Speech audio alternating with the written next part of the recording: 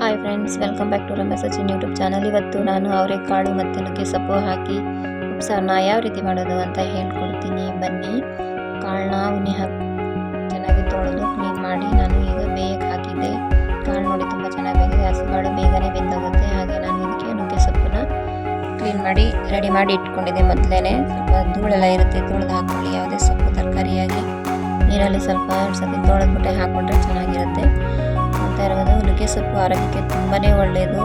ಮಕ್ಕಳಿಗೂ ನುಗ್ಗೆ ಸೊಪ್ಪು ಪಲ್ಯ ಅಂತ ಮಾಡಿಕೊಡಿ, ಚೆನ್ನಾಗಿ ತಿಂತಾರೆ. ಇದರಲ್ಲಿ ಐರನ್ ಕಂಟೆಂಟ್ ಇರುತ್ತೆ. ವಾರಕ್ಕೆ 2 ಸತಿ ಮಾಡಿ ಸೊಪ್ಪಿನ ಪಲ್ಯ ತಿನ್ನಿ, ತುಂಬ ಆರೋಗ್ಯಕ್ಕೆ ಒಳ್ಳೆಯದು.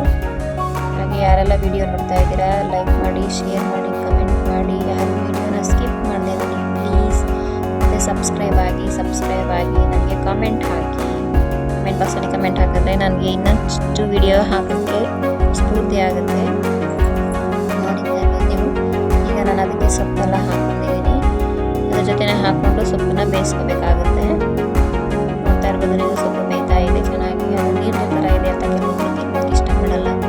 ಚೆನ್ನಾಗಿರುತ್ತೆ. ಒಂದ್ಸತಿ ಮಾಡಿ ನೋಡಿ, ತಿಂದೇ ಇರೋರು ತಿಂದು ನೋಡಿ ಇನ್ನೊಮ್ಮೆ ತಿನ್ನಬೇಕು ಅಂತ ಹೇಳ್ತೀರಾ. ಆ ರೀತಿ ಇರುತ್ತೆ.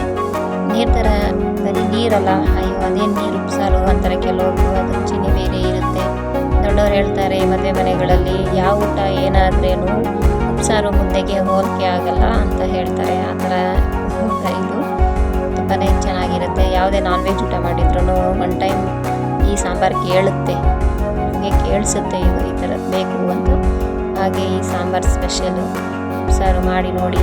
ಈಗ ಚೆನ್ನಾಗಿ ಬೆಂದಿದೆ ಇದು. ಇದನ್ನು ನಾವು ಒಂದು ಸೈಡ್ಗೆ ಎತ್ಕೊಂಡು ಬಸ್ಕೊತಾ ಇದ್ದೀನಿ. ಅದು ಹೋಲ್ ಇರುತ್ತಲ್ಲ, ಅದಕ್ಕೆ ಹಾಕಿ ನೀರನ್ನ ಸೋಸ್ಕೊತಾ ಇದ್ದೀನಿ. ನೋಡ್ತಾ ಇರ್ಬೋದು ನೀವು ಸೋಸ್ಕೊತಾ ಇರೋದು ಹೇಗೆ ಅಂತ. ಈ ಥರ ಸೋಸಿ ನೀರೆಲ್ಲ ಕೆಳಗಡೆ ಸೋರಾದಮೇಲೆ ನಾವು ಇದನ್ನು ಒಗ್ಗರಣೆ ಹಾಕೋಬೇಕಾಗುತ್ತೆ. ಪಲ್ಯನೂ ತುಂಬ ಚೆನ್ನಾಗಿರುತ್ತೆ, ಟೇಸ್ಟ್ ಇರುತ್ತೆ. ಹಾಗೆ ತಿನ್ಬೋದು, ಆ ರೀತಿ ಇರುತ್ತೆ. ಮುದ್ದೆ ಜೊತೆ, ಅನ್ನ ಜೊತೆ ತುಂಬಾ ರುಚಿಯಾಗಿರುತ್ತೆ. ಮಾಡಿ ನೋಡಿ, ಟ್ರೈ ಮಾಡಿ ನೋಡಿ. ನನಗೆ ಕಮೆಂಟ್ ಮೂಲಕ ಕಮೆಂಟ್ ಮಾಡಿ ತಿಳಿಸಿ. ಓಕೆನಾ? ನೋಡಿ, ಉಪ್ಸಾರು ರೆಡಿ ಇದೆ. ಅದೇನೇ ಉಪ್ಸಾರು ಸ್ವಲ್ಪ ಮಾಡಿಕೊಂಡ್ರೆ ಸಾಕಾಗುತ್ತೆ, ಅದು ಉಪ್ಸಾರು. ಇದು ಬಂದು ನೋಡಿ ಕಾಳಾಯಿತು. ಈಗ ಒಗ್ಗರಣೆ ಹಾಕೋದನ್ನು ಹೇಗೆ ಅಂತ ನಾನು ಹೇಳ್ತೀನಿ. ಎಣ್ಣೆ ಹಾಕ್ಕೊಂಡು, ಎಣ್ಣೆಗೆ ಸಾಸಿವೆ ಹಾಕ್ಕೊಂಡು ಚಟಪಟ ಅಂತ ಅಂದಮೇಲೆ ಒಣಮೆಣಸಿನ್ಕಾಯಿ, ಈರುಳ್ಳಿ ಮತ್ತು ಬೆಳ್ಳುಳ್ಳಿ 3 ಕೂಡ ಹಾಕಿ ರೆಡಿ ಮಾಡಿ ಕಟ್ ಮಾಡಿ ಇಟ್ಕೊಂಡಿದ್ದೆ. ಅದನ್ನು ಇದಕ್ಕೆ ಹಾಕೋತಾ ಇದ್ದೀನಿ. ಇವಾಗ ಇದು ಚೆನ್ನಾಗಿ ಸ್ಲೋ ಫ್ಲೇಮಲ್ಲಿ ಹಾಕೋಬೇಕಾಗುತ್ತೆ. ನೋಡ್ತಾ ಇರ್ತೀವಿ ನೀವು ಯಾವ ರೀತಿ ಅಂತ. ನಿಮ್ಮ ಫ್ಯಾಮಿಲಿ ಫ್ರೆಂಡ್ಸ್ಗೆಲ್ಲ ಶೇರ್ ಮಾಡಿ.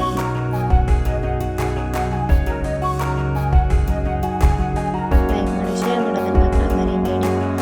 ಈ ಥರ ರೆಡಿ ಆಯಿತು. ಇದಕ್ಕೆ ಬೇಕಾದರೆ ತೆಂಗಿನಕಾಯಿ ಕೂಡ ಹಾಕೋಬೋದು. ನಮ್ಮನೆ ತೆಂಗಿನಕಾಯಿ ಹಾಕಿದ್ರೆ ತಿನ್ನಲ್ರು, ಹಾಗಾಗಿ ನಾನು ತೆಂಗಿನಕಾಯಿ ಯೂಸ್ ಮಾಡ್ತಾ ಇಲ್ಲ.